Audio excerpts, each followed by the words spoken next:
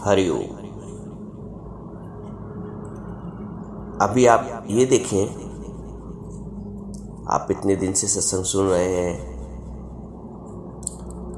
क्या आपको ईश्वरीय व्यवस्था पर विश्वास हुआ कि ईश्वर ने जो कर दिया है वही उचित है, ईश्वर ने जो लिख दिया है वही उचित है? अगर ईश्वरीय व्यवस्था पर विश्वास है तो मन चलेगा नहीं, मन फिर भटकेगा नहीं। ईश्वरीय व्यवस्था पे विश्वास नहीं है तभी तक मन चलायमान है। अभी ईश्वर कुछ सोच रहा है, तुम कुछ और सोच रहे हो। अभी सुमति नहीं हुई है, जो तुम्हारी मत और परमात्मा की मति मिलके एक नहीं है। जिस दिन तुम्हारी मति और परमात्मा की मति एक हो जाएगी, वहां दुख ही नहीं। पति और पत्नी मान लीजिए दो लोग हैं, अगर दोनों की मति मिल गई है तो कभी कोई झगड़ा ही नहीं। माँ बेटे बहू अगर सुमति है सबके बीच तो कोई झगड़ा ही नहीं, और मत अलग है तो झगड़े ही झगड़े। संपूर्ण जीवन झगड़ों में ही गुजर जाता है, सुमति है ही नहीं। तो पहले अगर छुटकारा पाना है दुखों से तो अपनी मर्जी और परमात्मा की मर्जी एक करना पड़ेगा। Adjust your will with the will of God. जो तुध भावे साई भली का, तेरा भाणा मीठा लागे। प्रभु, जो तेरी मर्जी है वही मेरी मर्जी है, मेरी अपनी अलग कोई मर्जी नहीं।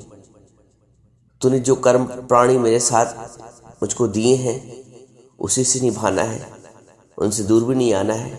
तो निभाना उसी से है, उन्हीं से है, तो खुशी से निभाएं। क्यों लड़के निभाएं, क्यों चिड़चिड़ करके निभाएं? मेरी डोरी तेरे हाथ। भगवान को अपनी डोरी सौंप दो। जब तक अपनी डोरी अपने पास रखोगे तब तक लड़खड़ाते रहोगे। कोई डोरी पकड़ने वाला जीवन में है कि नहीं? बनाया है भगवान को डोरी पकड़ने के लिए कि सारी व्यवस्था तुम अपने हाथ में संभाले हो। सारी व्यवस्था अपने हाथ में। मैं न करूं तो कौन करेगा, मैं न सोचूं तो कौन सोचेगा। सोचण सोच न होवी जो सोची लखवार। लाख बार भी सोचो, लेकिन तुम्हारे सोचने से कुछ नहीं होगा। इसलिए जो प्रभु का भक्त है वो सब कुछ परमात्मा पे सौंप देता है, इतना भोला बन जाता है। चतुराई से चतुर्भुज नहीं मिलता है, भोले भाव मिले रघुराई।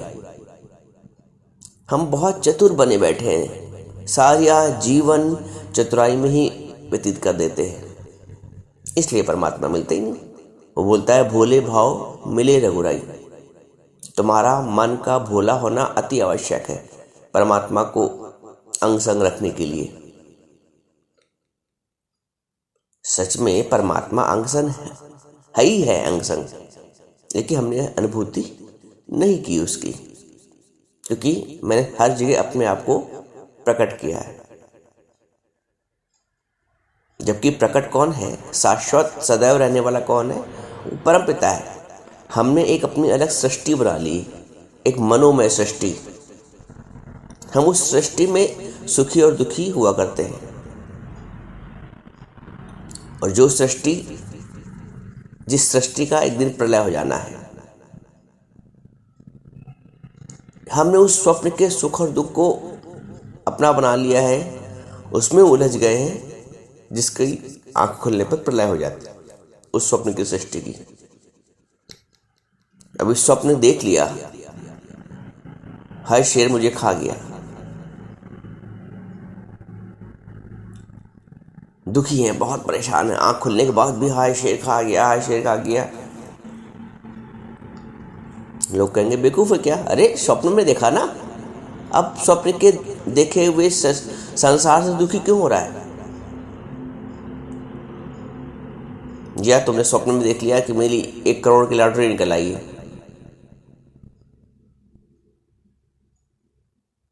अब उससे सुखी भी हो रहे हो, अरे वाह पूरे जग में ढूंढरा पीट रहे हो, 1 करोड़ रुपया की लॉटरी गई। किसी ने पूछा कहाँ दिखाओ, तो बोला वो तुमने स्वप्न देखा था। अरे पागल, तुमने स्वप्न देखा उससे इतनी खुश हो रहे हो? तो जो व्यक्ति स्वप्न के दुख से दुखी और स्वप्न के सुख से सुखी होता है तो वो अज्ञान में है, वो मूढ़ है। ऐसे व्यक्ति को गीता में मूढ़ व्यक्ति बोला गया है। तो ये संपूर्ण सृष्टि जो दिख रही है तुम्हें, ये स्वप्नवत है। विश्वास नहीं होता है, क्योंकि विश्वास इसलिए नहीं होता है क्योंकि हम अज्ञान की नींद में सो रहे हैं।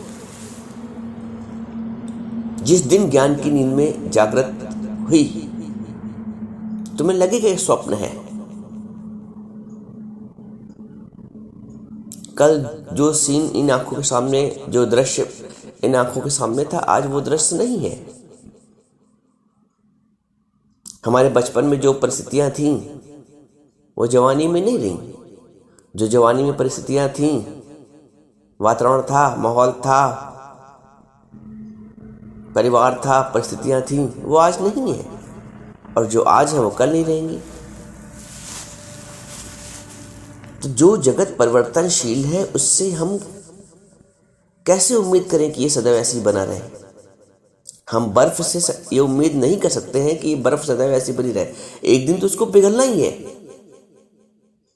तुम रोकने का प्रयास करो, कितनी देर रुकेगी बर्फ? अंततः तो वो मेल्ट हो जाएगी ना। बड़े से बड़ा थर्मस हो, लेकिन एक दिन ऐसा आएगा कि वो मेल्ट हो जाएगी।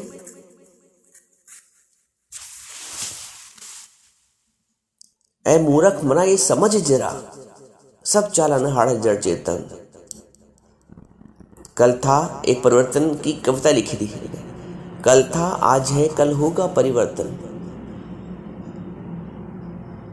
ज्ञानी ने इस दृष्टिकोण को समझ लिया है कि आज जो है वो कल नहीं रहेगा। जो आज परिस्थितियां बनी हुई कल नहीं रहेंगी। आज कोई हमें मान कर रहा है तो हो सकता है कल वही व्यक्ति अपमान पर उतारू हो जाए। आज कोई हमारी सेवा कर रहा है, हो सकता है कल ना करे, कल उसका विचार बदल जाए। आज कोई हमें पूछ रहा है, हो सकता है कल ना पूछे। तो ज्ञानी मेंटली प्रिपेयर रहता है, मानसिक रूप से तैयार रहता है। गुरु उसको तैयार कर देता है। कल था, आज है, कल होगा परिवर्तन। इस भू पर उदित यदि कुछ भी हुआ, इस पृथ्वी पर कुछ भी उदित हुआ है, आशा न करो करे संवर्तन। वो तुमसे एक जैसा व्यवहार करेगा। सदा न संग सहेलियां, सदा न राजा देश, सदा न इस जग जीवना, सदा न काला केश। जो बचपन के मित्र यार थे आज कहाँ हैं? अगर हमने इसको मान के बैठा होगा नहीं वो बने रहे, तो नहीं संभव है। सदा न संग सहेलियां, सदा न राजा देश। जो उस वक्त का शासन था, उस वक्त का राजा था, उस वक्त की व्यवस्था थी, आज बदल गई है। सदा न इस जग जीवना, इस जग में जीवन भी सदा नहीं है। जो 10 साल पहले थे, 20 साल पहले थे, आज है कुछ नहीं है। हम किसी को रोक नहीं पाए। जिसको जाना था चला गया। सदा न इस जग जीवना, सदा न काला केश। कभी ये केश, ये बाल काले थे, एक भी नहीं सफेद था। 2-4 सफेद हुए, धीरे धीरे फिर करके पूरे सफेद हो जाते हैं। हम कैसे रोक सकते हैं इनको? तो ज्ञानी ने पहले से ही अपनी सृष्टि की प्रलय कर रखी है। मनोमय सृष्टि की, स्वप्न को स्वप्न समझ लिया है, उसकी नश्वरता को समझ लिया है, इसलिए वो दुखी नहीं होता है। उसके आभा और गमन को समझ लिया है कि जो चीज आज मेरे पास आई है, प्राप्त हुई है, वो कल जाएगी भी, तो मेंटली प्रिपेयर्ड है। आप कहीं घूमने जाते हो, हिल स्टेशन जाते हो, कहीं ऐसी जगह जाते हो, तो आप मेंटली प्रिपेयर होके रहते हो कि आज मैं आया हूँ, एंजॉय, कल मुझे जाना भी है, वापस भी लौटना है। ये विचार पक्का रहता है तो अंदर से दुख की प्राप्ति नहीं होती। और जाके अरे ये मेरा हो गया नैनीताल की स्टेशन, तो ये अज्ञान है। तो ये जगत मेरा हो गया, यहाँ आए और ये जगत मेरा हो गया, ये अज्ञान है। कहाँ मांगू कुछ स्थिर ना रहा ही, प्रभु से ऐसा क्या मांगू जो कुछ, क्योंकि तू स्थिर रहने वाला है नहीं। सिर्फ स्थिर रहने वाला एक चीज है, परमात्मा। मैं बार बार कहता हूं, परमात्मा से परमात्मा को मांगो। तुम परमात्मा से नाशवान जगत की वस्तुएं मांगते हो, जगत का सुख मांगते हो। डिमांड ही गलत है, मांग ही गलत है, सोच ही गलत है। उस चैतन्य स्वरूप परमात्मा से हम जड़ वस्तुएं मांगते हैं। हमारी चॉइस ही गलत है। जब हमारी चॉइस गलत है तो फिर गलत चॉइस से आनंद कैसे मिलेगा, गलत चॉइस से सुख कैसे मिलेगा। अपनी चॉइस बदलो। कुछ नहीं चाहिए संसार से। ये भीतर की चाहना जो है हमारे, जो सूक्ष्म में पड़ी है, अब ऊपर से तुम कहते भी होगे कुछ नहीं चाहिए, लेकिन अंदर बहुत चाहनाएं भरी हैं। और भीतर की चाहना ही हमारे अंदर असंतोष पैदा करती है बाहर आके। और भीतर से तृप्त हो तो जीवन में कोई असंतोष है ही नहीं। भीतर की तृप्ति देता है गुरु।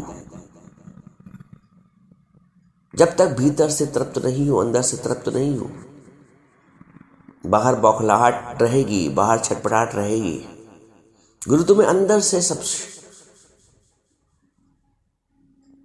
तृप्ति कर देता है। बोलता कहाँ मांगू, कुछ स्थिर ना रहा ही। मैं प्रभु से मांगू तो क्या, जो स्थिर रहने वाला ही नहीं। ऐसी चीज क्या मांगू जिससे दुख भी हो, उसके आने से क्षणिक सुख और उसके जाने से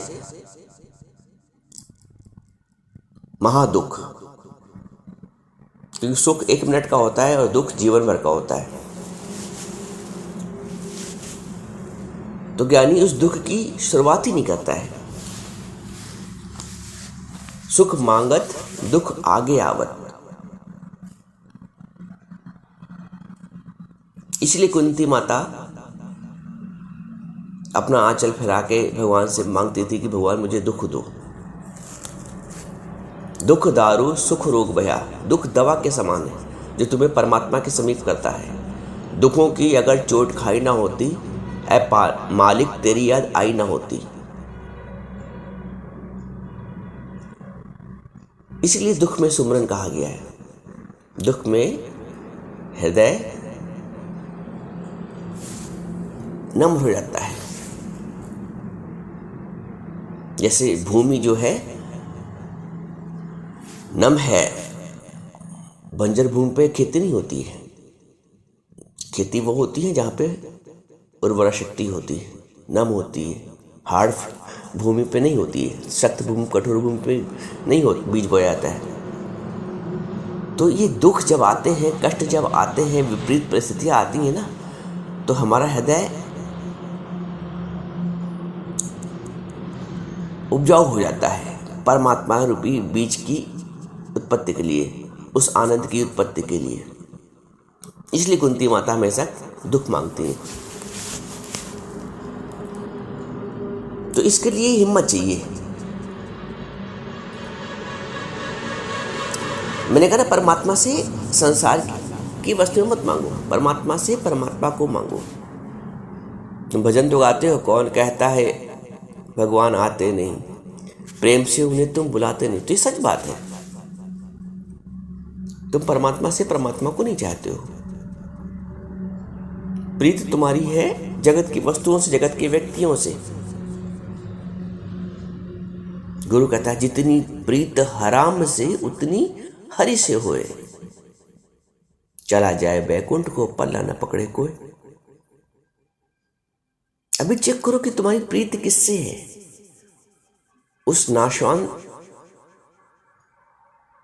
चीजों से है जो जाने वाली है, उन व्यक्तियों से है जो जाने वाले हैं, उन परिस्थितियों से है जो आज बनी कल नहीं भी रहेंगी, जो जाने वाली है। जितनी प्रीत हराम से, प्रभु के सिवा, राम के सिवा जो कुछ भी है वो हराम है। जितनी प्रीत हराम से उतनी हरि से हुए। अभी अपने आप भीतर का पैमाना, अपने भीतर की विवेक से चेक करो। अभी प्रीत प्रभु से है कि नाशवान जगत से है। प्रभु के प्रीत वाला बंदा हर हाल में शुक्राना, हर हाल में भगवान का धन्यवाद अदा करेगा। हर परिस्थिति में तेरे फूलों से भी प्यार, तेरे कांटों से भी प्यार। यह है भक्ति। प्रभु की रजा में राजी रहना ही भक्ति है। बाकी घंटी बजाना, भोग लगाना, मंत्र पढ़ना जोर जोर से, भूखे रहना। भूखे क्यों रहते हो?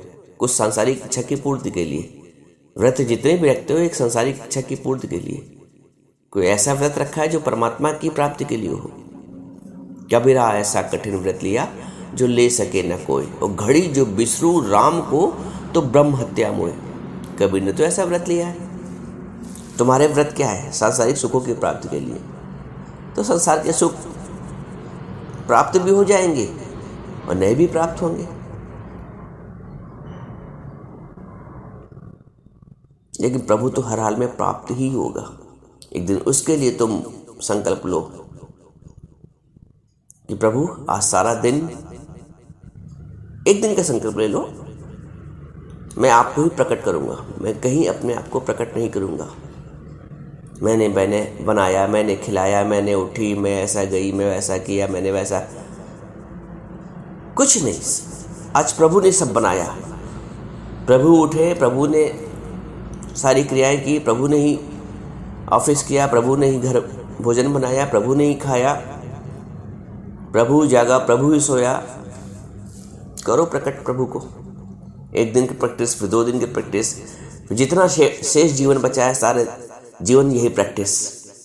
प्रभु ही है, प्रभु ही है, प्रभु ही है, तू ही। आज से मैं खत्म और तू ही तू। ये अभ्यास शुरू कर दो।